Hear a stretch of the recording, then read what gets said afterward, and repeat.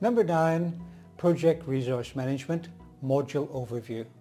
Project resource management includes the processes to identify, acquire and manage the resources needed for the successful completion of the project. These processes help ensure that the right resources will be available to the project manager and project team at the right time and place. That's from PMBOK Guide, page 307. What we will cover in this module: 9.0 Project Resource Management Module Overview, which is this lesson. 9.1 Plan Resource Management, defining how to estimate, acquire, manage and utilise physical and team resources. 9.2 Estimate Activity Resources, estimating team resources and the type of quantities of material, equipment and supplies necessary to perform project work. 9.3 Acquire Resources, obtaining team members, facilities, equipment, materials, supplies and other resources necessary to complete project work. 9.4 Develop Team, improving competencies, team member interaction and the overall team environment to enhance project performance. 9.5 Manage Team, tracking team member performance, providing feedback, resolving issues and managing team changes to optimise project performance. 9.6 Control Resources, ensuring that the physical resources assigned and allocated to the project are available as planned, as well as monitoring the planned versus actual use of resources and performing corrective action. The first two terms we need to be clear about are physical resources, which means non-people resources, for example equipment, materials, facilities and infrastructure, and team resources or personnel, which means human resources. The PMBOK Guide says there is a distinction between the skills and competencies needed for the project manager to manage team resources versus physical resources. I would agree with this statement because I think most project managers will find it much easier to manage a pile of bricks than to manage a project team. One of the things that can make managing personnel challenging, that's a good word for it, is that the individuals have different backgrounds, training, skills, abilities, knowledge, personalities, mindsets, maturity levels, needs and so on. There will be similarities, some very strong, but just as products from similar projects are unique, your team members will be unique too. To add to the problems, unlike process work where people might work together for years, projects are temporary and so the team may have been brought together from different areas, including outside agencies and contractors, yet they have to quickly adapt to new surroundings, to a new manager and begin working closely together in a very short time. Also, team members may join and others will leave as the project progresses. This can be character building, but it can also be demotivating. Your team members may be on loan from other line managers. They may miss your usual workmates and usual location. They may not want to be in your project team, or even worse, some may also have to continue doing some of their usual everyday work at the same time. There is some overlap between project resource management and project stakeholder management. However, in terms of human resources, project resource management deals with just the stakeholders who are members of the project team. Key concepts for project resource management. The project team consists of individuals with assigned roles and responsibilities who work collectively to achieve a shared project goal. The project manager should invest suitable effort in acquiring, managing, motivating and empowering the project team. The project manager needs to find and hire or borrow the best people available.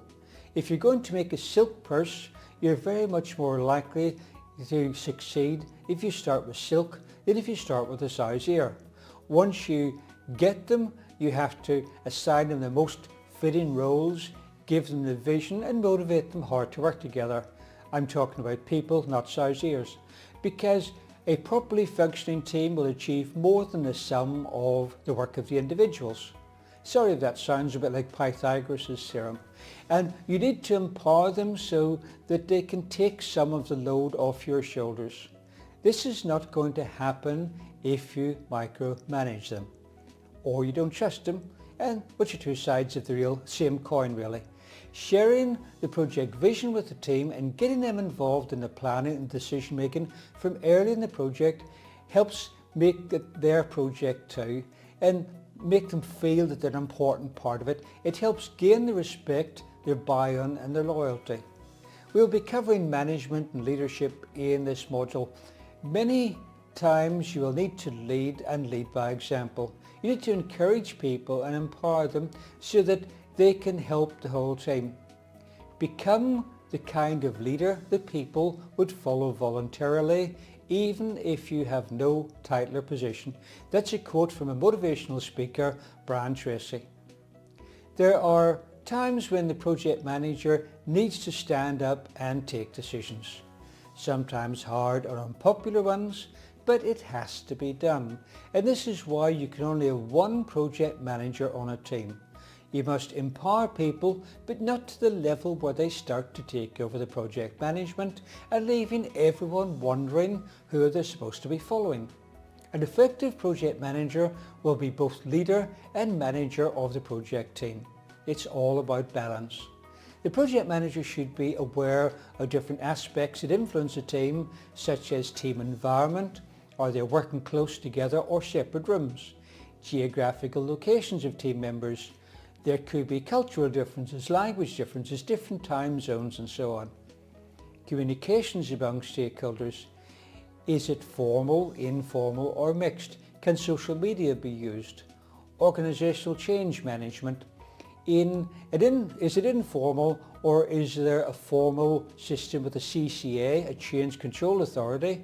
Can anyone raise a change request or just certain team members? Internal and external policies. This is always a big issue. Cultural issues and organizational uniqueness and other factors that may alter project performance. As a leader, you need to be aware of your team members' strengths and weaknesses, their skills and their levels. You need to be proactive in this area to make sure training and mentoring are provided in time so your team is equipped for upcoming challenges. On top of that, you need to keep them motivated. As project manager, you will be a role model for your team in all areas, but particularly in ethics.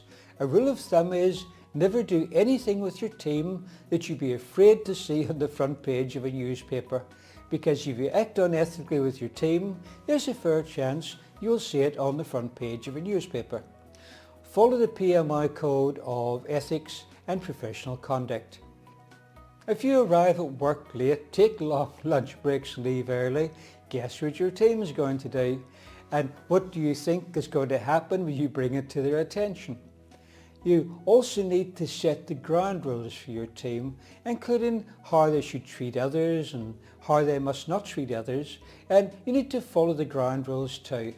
But now let's look at your other resources that you have to look after, the physical resources, which are material, equipment and supplies, and any other type of resource needed for the project. Luckily, you don't have to motivate and encourage a pile of bricks. You just need a little cement and they will stick together beautifully. But you will need to select them, organize them and use them in the most efficient and effective way. And you need to make sure that a process is in place to ensure the right quantities of the right resources of the right quality are available at the right times, which is similar to the funding on your project.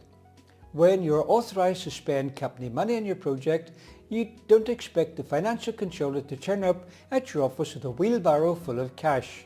You will need to predict how much of the budget you will need at certain times, and hopefully it will be available for you when you need it, unless of course it's outside your funding level, in which case you have to get back to replanning your cost model.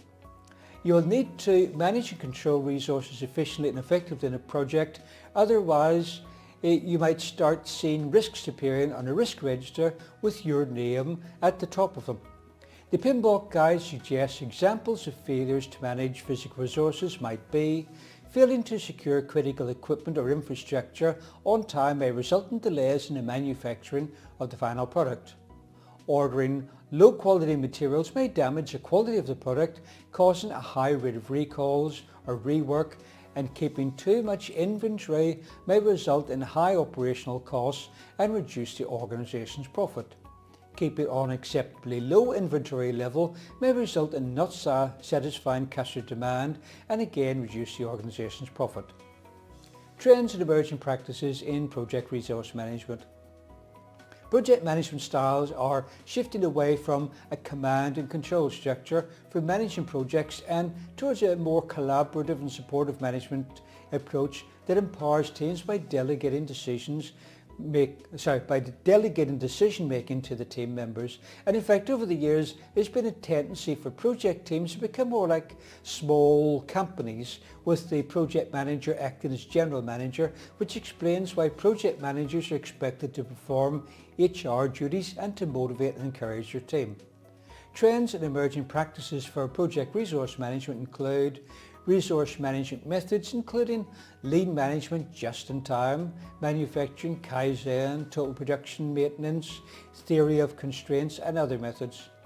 All this is to make the most use of resources. Normally the project manager will adopt the system used by the organisation or project management office. Emotional intelligence. The project manager should invest in personal emotional intelligence by improving inbound, e.g. self-management and self-awareness, and outbound, e.g. relationship management competencies. It is suggested that this will make the team more effective and reduce turnover. Self-organising teams. The increase in using agile approaches mainly for the execution of IT projects has given rise to self-organising team, where the team functions with the absence of a centralised control and the project manager is really replaced by a facilitator. This strikes me as odd because I've been in information technology since before project management was popular, and all those years ago teams were self-organising, but many people decided that the way forward would be to have a project manager as a single leader and decision maker. So I guess this is a future trend. It's really a back to the future trend. Virtual teams or distributed teams. The globalization of projects has promoted the need for virtual teams that work in the same project but are not co-located on the same site. This has been made much easier by the availability of low-cost, high-bandwidth communication technology. You can read more about this in page 310 and 311 of the PMBOK Guide. Tailoring considerations. Again, the PMBOK Guide doesn't give you advice on tailoring, it just gives you a list of questions to contemplate. You can find your list of contemplation questions on page 311 of the PMBOK Guide. Considerations for agile adaptive environments. This is also on page 311. The main thrust, however, is that you need to maximise collaboration to boost productivity and innovation, and for the physical resources you need agreements for fast supply and lean methods because you're delivering small parts of deliverables all the time. That brings us to the end of Project Resource Management Module Overview. Next lesson is 9.1, Plan Resource Management. Please read the corresponding chapter in the PMBOK Guide before watching the video.